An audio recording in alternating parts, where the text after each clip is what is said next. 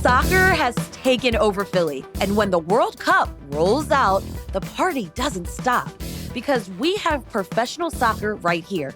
The Philadelphia Union returned to play to host rivals Red Bull New York on July 22nd.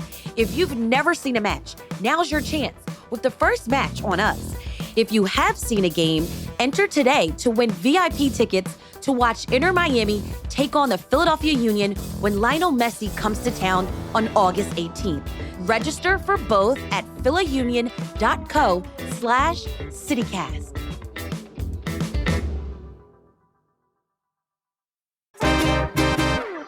Something exciting is happening in Philly's food scene.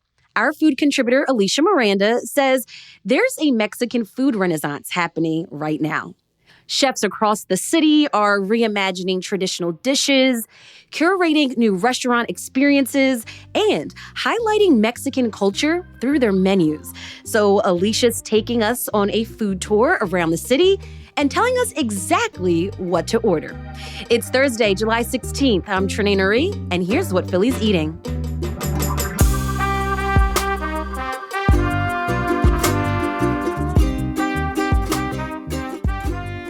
Alicia Miranda, welcome back to the show. In your recent piece that you wrote in Condé Nast Traveler, you say that a Mexican food renaissance is happening in Philly right now. Why do you think that this moment is happening right now in the city? Yeah, I think it's a couple of things. I think one, we're seeing a lot of Mexican chefs that have been training in fine dining places, whether back in Mexico or here in the US, kind of finally being able to open up their own spots. Why are they coming to Philly, though? Well, Philly has a huge Hispanic population. Puebladelphia, that nickname has existed for decades. So we do have that kind of built-in Hispanic and Latino community here. So I think that having that kind of community support and infrastructure is beneficial, right? And it's not just one neighborhood. Right. It's not just happening in South Philly. Now we're seeing, there's Ama in Fishtown, El Mano around the corner from Ama, also in Fishtown. La Jefa and Tequilas has been in Center City for 40 years. So it is stretching. There's places out in the burbs. So there's opportunity for these long-time working chefs and restaurateurs to do their own thing. So I think that's a big thing. You have the built-in community support and the population that reflects Hispanics and Latinos.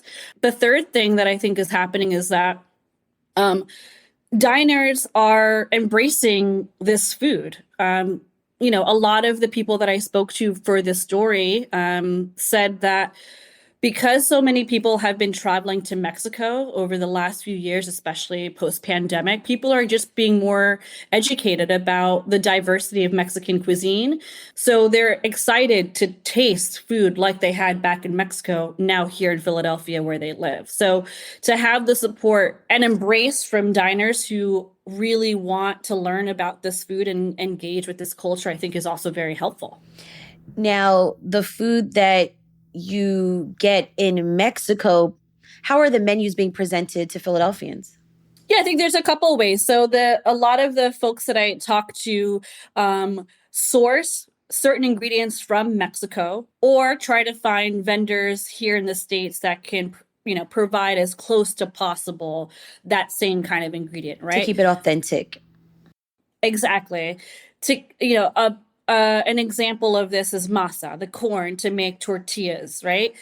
For some chefs, it's too difficult to get masa or it's too expensive to ship over the corn to make the tortillas here.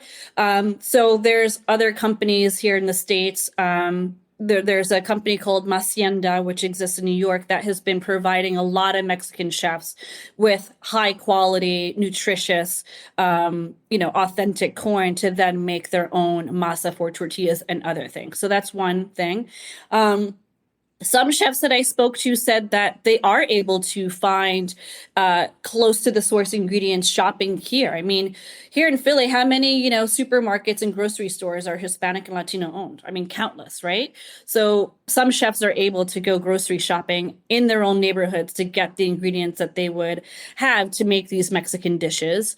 And I think there's also the third option, which is like, okay, for those who can't get that specific chile or that specific pepper, how else can they recreate dishes that they grew up eating or that they want to present to diners? Well, they're going to remix it with whatever is available to them. So some places do work with like local and regional farmers and purveyors to recreate dishes that they would have in Mexico. How have diners responded when a chef has to remix something? It's not quite what they expected a chef to make at a Mexican restaurant. I would say it's less of a reaction to the remix and more of a conversation of when a diner sees something that maybe they're used to getting for free. So here's an example. When I was talking to Chef Frankie Ramirez of Ama in Philadelphia, Ama has a dish which is basically a lineup of different salsas from different parts of Mexico using different peppers and tortillas that are like flat tortillas, not, the round ones. And you break the tortillas apart and you kind of like taste test through all the salsas. How many places have you been to where chips and salsa are just given to you, right? Yeah, just gives it, yeah. And it's like a mild salsa, yeah. So when he decided he was going to basically charge guests for having chips and salsa, he told me that some of his staff was like, you're insane. Like, no one's going to pay for this. Like, people are used to having it free. But he was like, no, we have to teach people that these are not just like throwaway ingredients and dishes. Like, people have to respect the food, the process, the technique, the context, the history, all of that. So he was really adamant about it. And now he's like, everyone loves the chips and salsa. And it's like a mandatory thing that people start their meal with, right? So there's that kind of education. I think also you can tell when the chef puts effort into it, right? There's thought into this. There was a curation process with this salsa. This wasn't like just some jar stuff you throw in a bowl and that's what you serve me. So I think that there's an education gap for sure on some things. So another example is when I was talking to Chef Dionisio Jimenez, who owns La Baja and also Cantina La Martina. So a quick update for those of you who may not know, but Cantina La Martina used to be in Kensington for a long time. They got a lot of praise, but unfortunately they had to shut down. So now they operate kind of like pop-up and takeout versions. But Chef does have another full service restaurant. It's out in Ambler and it's called La Baja, like Baja California, Baja Mexico. And he does a lot of dishes that kind of tell the history of immigration throughout Mexico. So there are dishes that people may have never heard of before, he was saying. And so he likes to push the boundary on what people think Mexican food is and present it in a different way. Well, speaking of that, when I was at the Kensington Cantina restaurant, when it was open, I had guacamole, but it wasn't just, a typical, guacamole in a bowl. Chef made goat cheese and pistachio guacamole. Then another guacamole with crab and I think some sort of like a mole sauce on top. And then one that had crickets. Yes, crickets. And I loved it. I absolutely loved it. Yeah, so that's one of kind of like his signature touches is that he does infuse insects into the food because that is a traditional way of Mexican cooking. So I've had the crickets. I love the crickets. They're just salty and crispy and crunchy. It's extra protein. It's great. And that's extra. You're worried about protein? Eat some crickets. Yeah. Have more Mexican food and eat some crickets. But yeah, so like that's an example of kind of staying true to educating people about why he's using crickets. What is the cultural context of using insects in these dishes? Another example of La Baja is like there's a lot of Japanese influence because there was Japanese immigration to Mexico, and the Baja is on the western coastline of Mexico, so you are going to see a lot of raw fish preparations. There's like a fun kind of learning lesson here that you can do at these Mexican restaurants here.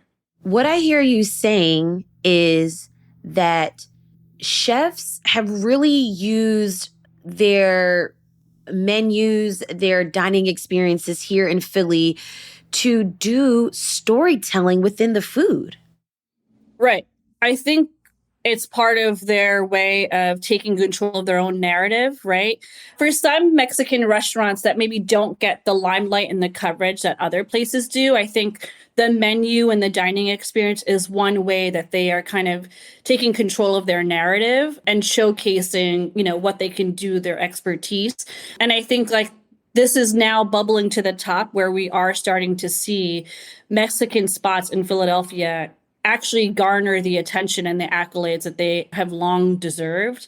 Over the last few years, certainly post-pandemic, just through my own observation and research and reporting, a lot of Mexican restaurants are getting nominated or written up nationally than ever before at a frequency that was never happening before the pandemic. So now that they are kind of developing this platform, they're able to say, okay, this is the food that I want to present, and this is the food that I want people to engage with for sure. You also talked about how chefs are sourcing ingredients. To me, that sounds like it could be expensive. Yeah, I think there's the balance of trying to not lean into the stereotype that all ethnic food has to be cheap, right? Because that's disrespectful and not the case. At places like Sodinez, which is in, that Fishtown, Kensington area, or Condesa, which is in Center City, or even Casa We, which is in Queen Village, what they're trying to do is balance the tradition with modern takes and also be accessible in price points, right? Sodinez, for example, does their own masa in-house. They also kind of have a sleeper hit like veggie forward menu. So if you are plant-based, that's a really great option to go through. You're not just going to have fried food. They have other wonderful things that you can have if you're vegetarian. Condesa has also El Techo, which is the rooftop bar. Mm-hmm. And so you have like kind of like these two experiences in one building. And I was just there last night. Do you want to have some margaritas and tacos that's super affordable for a night out? Or do you want to have like a nice, more formal sit down dinner at Condesa? You can choose based on your budget. Casa We is like a day to night spot in Queen Village, which is really exciting because we don't have many of those in general in Philadelphia. So to have a Mexican spot that like starts its day off as like a cafe and bakery and then turns into a full service bar is really fun, right? So you have that option of budget and accessibility and affordability while still having traditional food and contemporary food. We've got more Mexican restaurant recommendations after this break.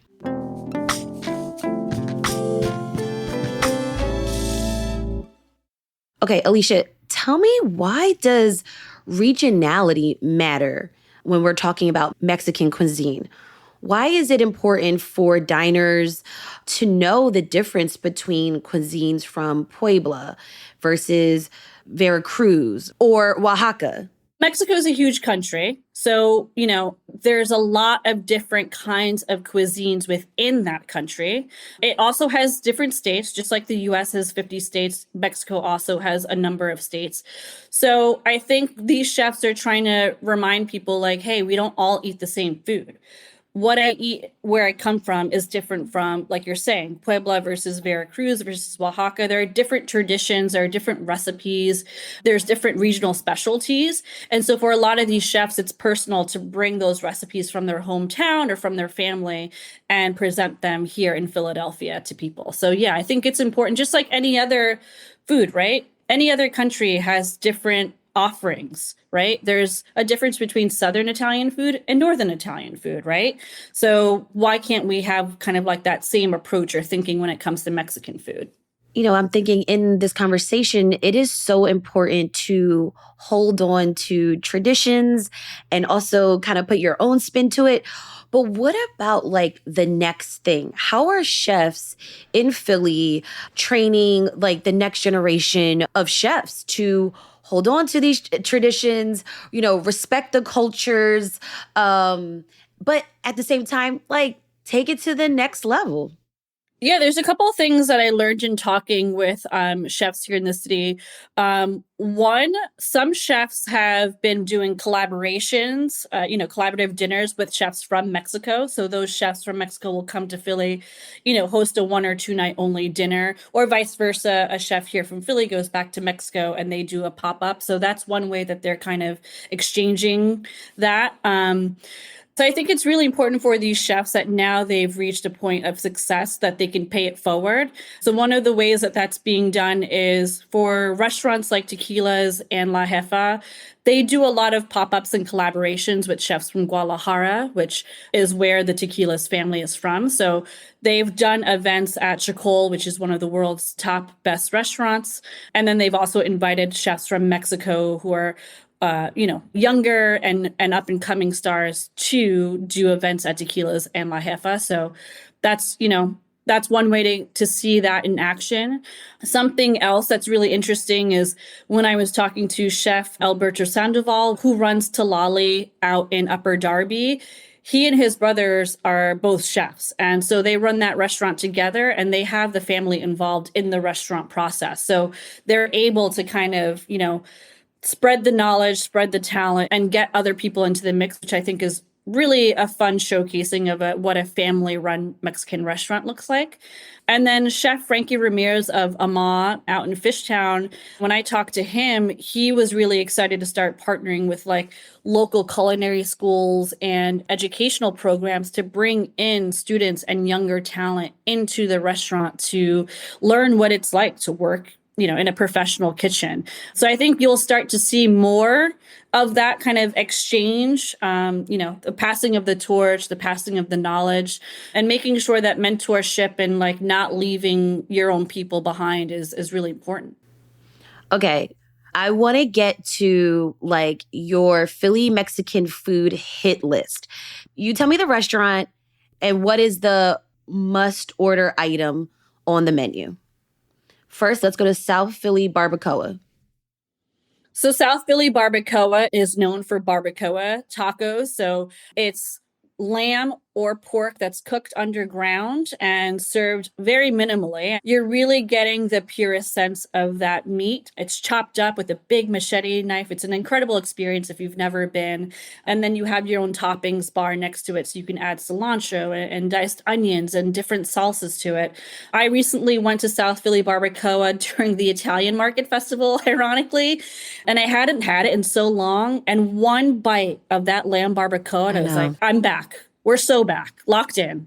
I actually never had like a lamb taco before, and barbacoa like introduced me to that. And I've been hooked. Okay, since we're in the Italian market, let's go to Blue Corn Restaurant and Bar. Blue Corn is one of my favorites. It's a big favorite among a lot of people that I talk to. Blue Corn is open like all day, but the thing that I go to is for brunch, and nothing makes me happier than ordering huevos rancheros at Blue Corn. So I'm going to recommend some huevos rancheros at Blue Corn. Do you have other favorites in South Philly?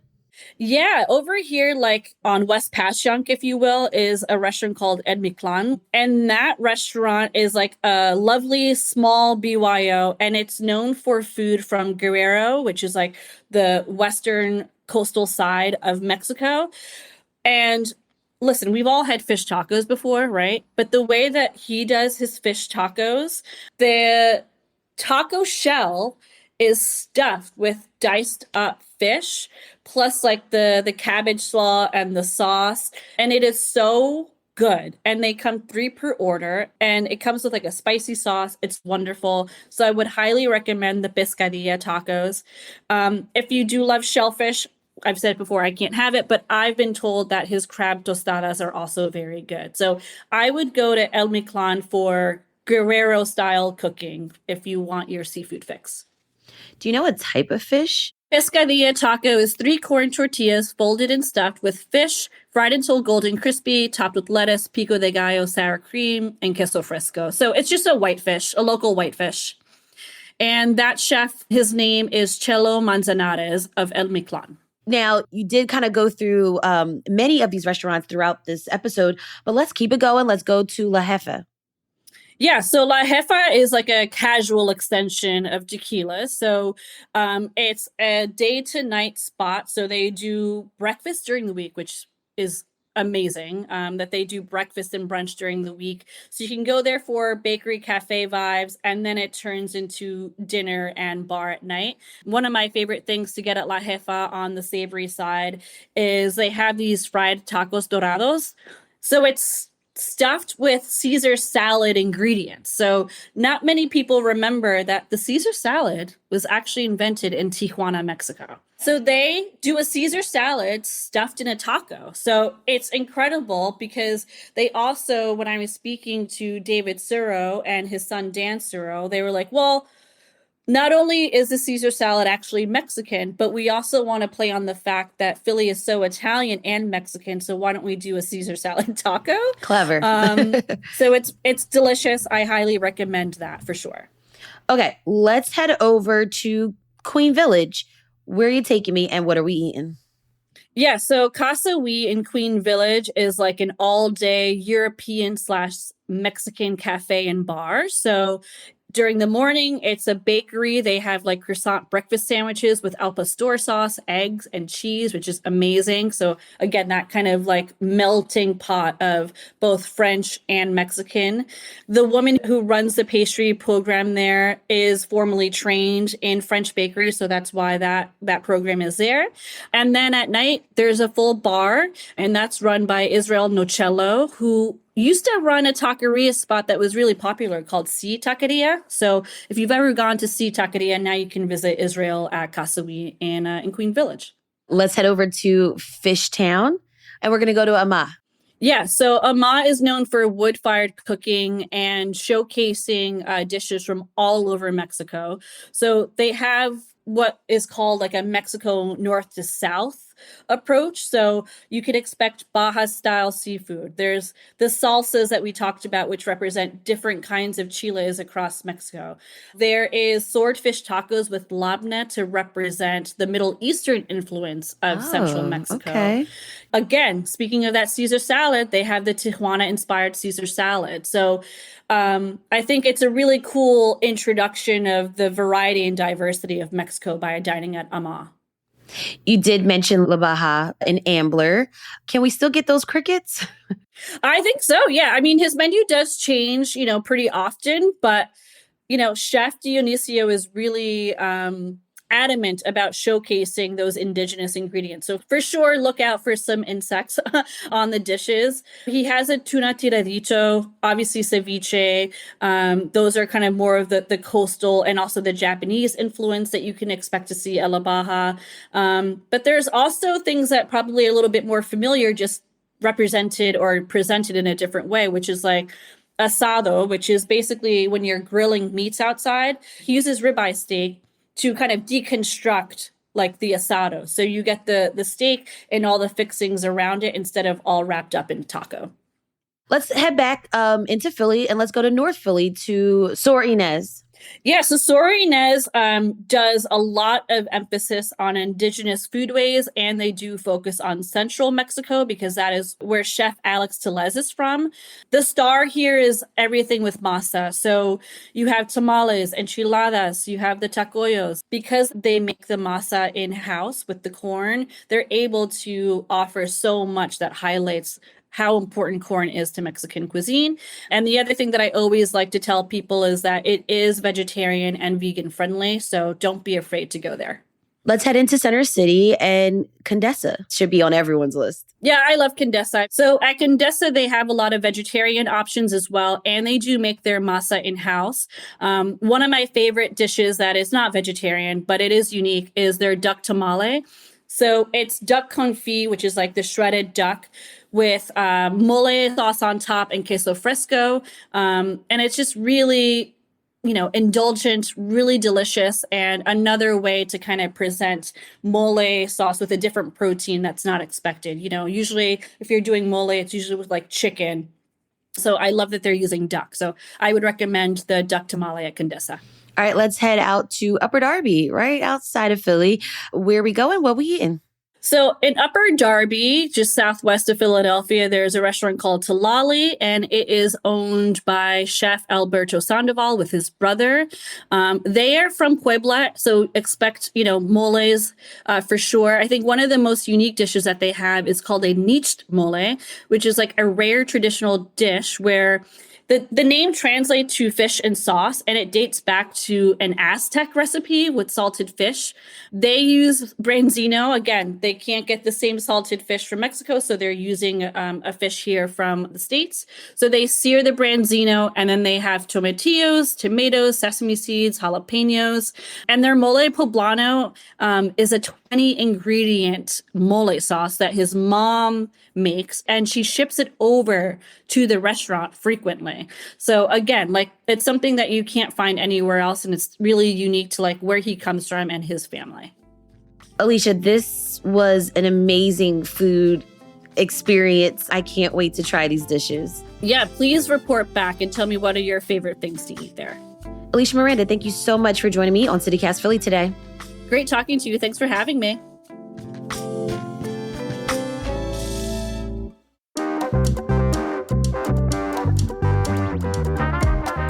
Don't all those recommendations sound so delicious? That's all for today here on CityCast Philly. If you enjoyed this episode about where to eat Mexican food in the city, share this with a friend so y'all can make those reservations. Also, rate the show, leave us a review, and hit that subscribe button. Be sure to sign up for our morning newsletter to learn more about what else Philly's talking about. And don't forget, you can support the show and get great perks by becoming a CityCast Philly neighbor at membership.citycast.fm/Philly.